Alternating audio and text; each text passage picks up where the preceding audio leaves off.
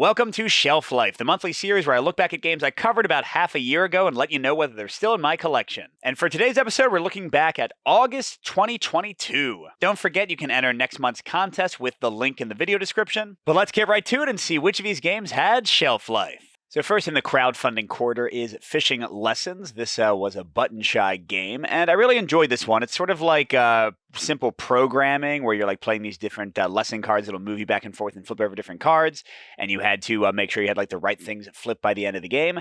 Would I back this one? I'm not entirely sure. I'm still hoping for a review copy, so it's one that I would like to play again, but I also don't think it's quite as good for me as Rove, which is one of my top games from last year, and also has like a very like straightforward kind of tactical puzzle to it. But it's really solid design, and yeah, if I get to play this one again, I would be totally happy. That is Fishing Lesson.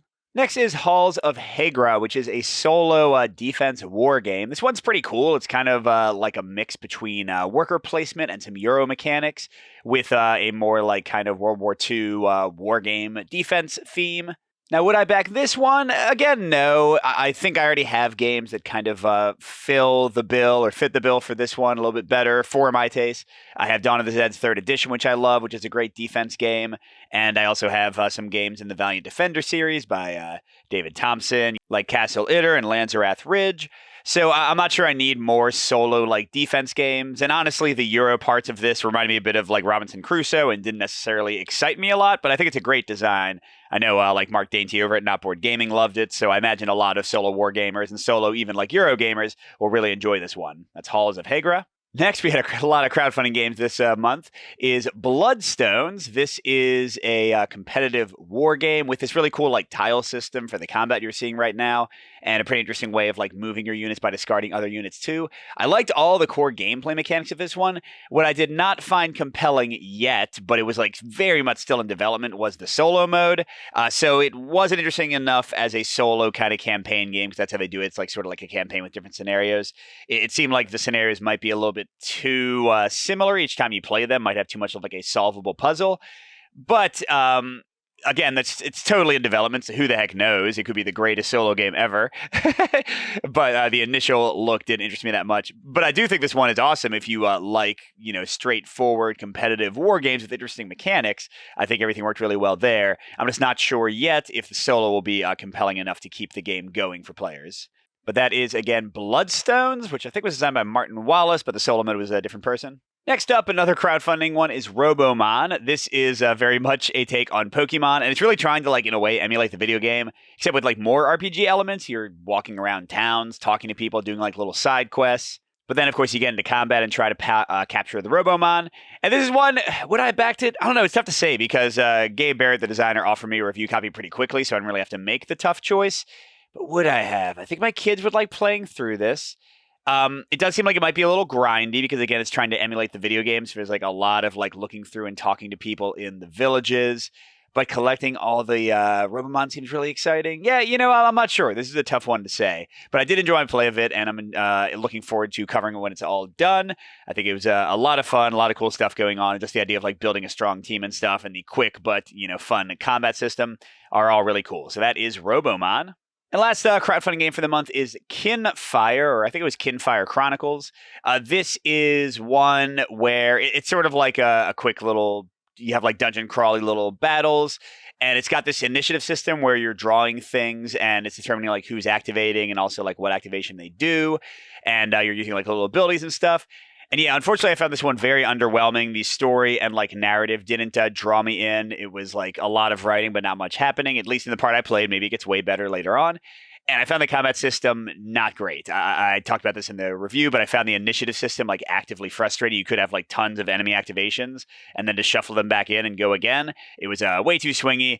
Just not a very interesting combat system for me. Not a very interesting game overall. This was unfortunately a full disappointment, but hopefully it turns out great by the time the game's actually done. I think the team working on it is really strong.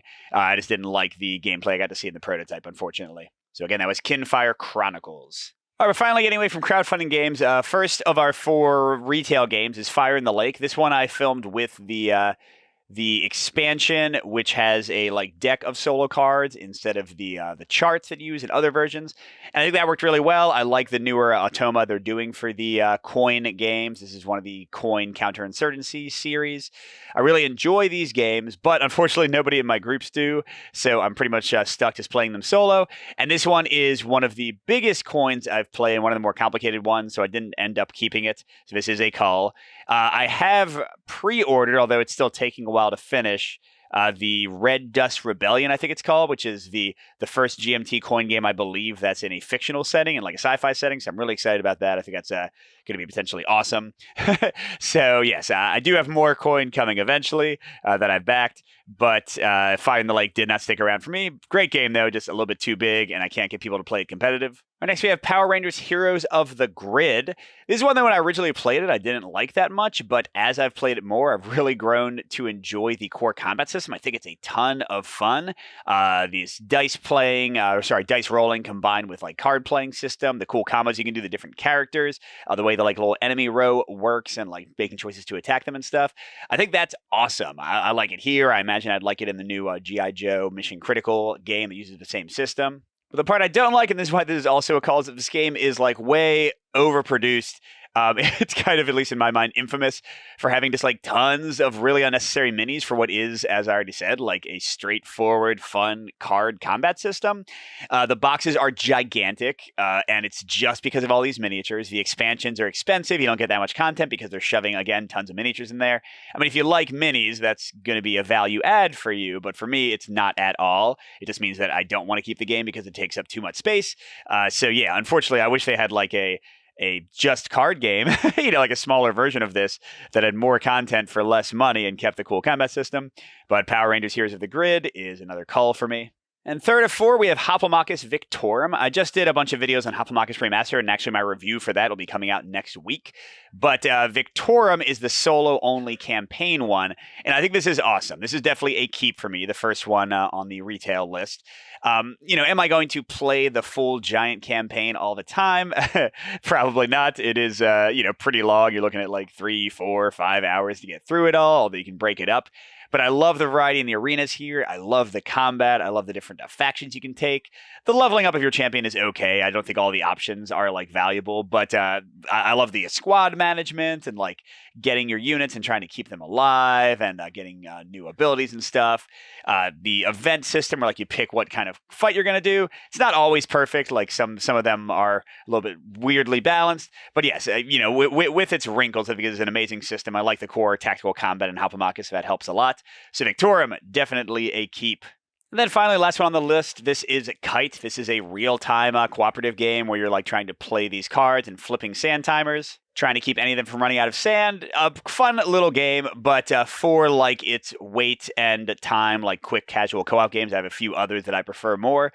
So this was definitely fun. My family and I had a good time playing it, but there's another cull for me. Didn't find a place in my collection, basically. There's nothing wrong with it, but I have other games I'd rather play. So overall, a fairly rough go of it this month. I only covered 4 actually released games, and only one of them is a keeper for now. But let's jump on over to the contest results, see who guessed correctly, and determine our winner. And let's get into the shelf life results. So the largest majority, pretty much everybody knew I was going to keep Hoplomachus Victorum with 91% saying it. Fire in the Lake got 33%. That was the next highest. Power Rangers got 19%. And Kites got 16%. And out of the well over 100 submissions, we had about 55 that got it exactly right, who said only Hoplo and nothing else. The names in yellow are Patreon supporters. They get double entries. The names in red guessed correctly but didn't want to be entered in the contest. So I'm going to roll a D6 and then a D12, and we'll see what we get. All right, so we got a 4 and an 11. So that's Charles Taft. I think it might be another repeat winner. Charles Taft is the winner for this month's Shelf Life. Don't forget to go enter the contest for next month in the video description, and we'll see you at the next stop.